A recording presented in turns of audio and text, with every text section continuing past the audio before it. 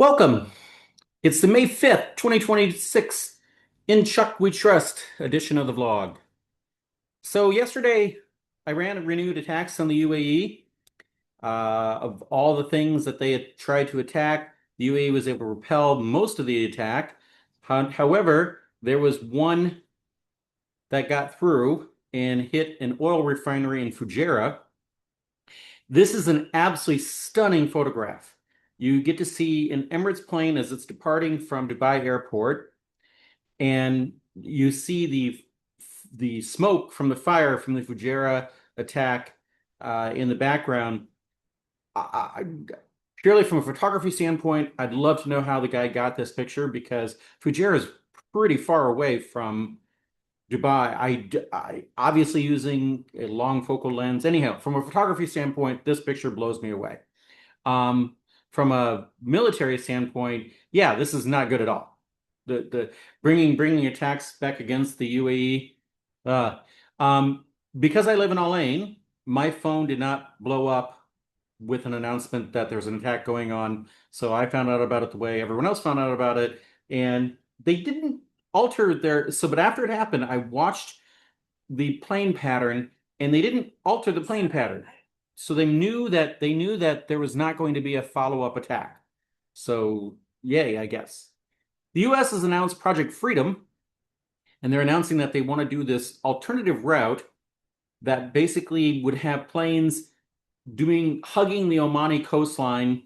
And I've been there. I've actually gone snorkeling there a couple of times. Um, this water is not that deep. I don't know how you would take a large container ship. Uh, I don't know.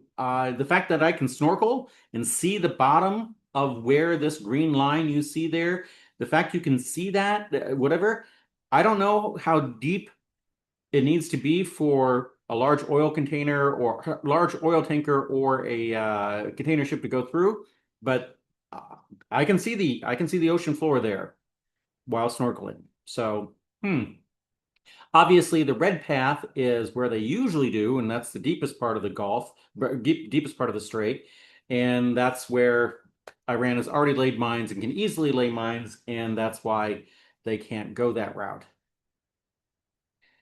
I want to do a shout out, happy birthday to my former teaching assistant, Omar Mabrouk. Omar was the first UAE recipient of the honor of what's called the Omicron Delta Epsilon, the Econ Honor Society. So Omar was a fantastic teaching assistant, and I miss the person who made this cake. She has moved back to the Philippines, but that cake not only is amazing for its Coca-Cola-ness, but it's also amazing because it really tasted great. So happy birthday to Omar. I wish him all the best. He has recently become married, which I found out about a week or so ago, and I'm very happy for him. Speaking of economists getting married, I was shocked to learn today from the Smartlist podcast that Colin Jost majored in economics at Harvard.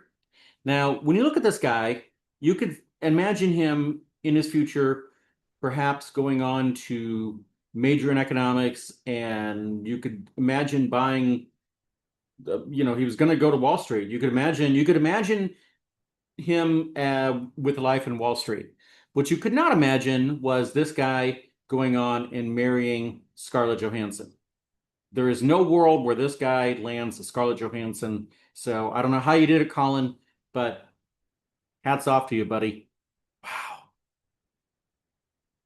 Now I called this the Designated Survivor, the Chuck in Chuck We Trust edition because Chuck Grassley is third in line to become president. And when the attack went down at the White House Correspondents' Dinner, the vice president was at the dinner, the House Speaker was at the dinner, the next person in line to be president who was not at the dinner was the president pro tempore of the Senate. And that person happens to be my senator, Iowa's senior senator, Chuck Grassley.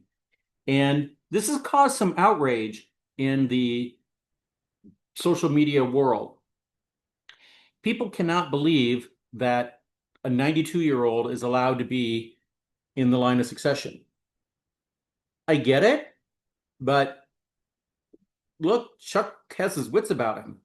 And although I've never voted for him, I've actively campaigned, I've worked with campaigns trying to get him out. I respect Chuck. If the option, if somehow or another, not wishing anybody ill will, so I'm not saying something happens to the president, vice president, and speaker of the House, but if you ask me who I'd rather have as president, Donald Trump, JD Vance, or Speaker of the House Mike Johnson, or Chuck Grassley, I'd take Chuck Grassley any day of the week. He's not a bad guy.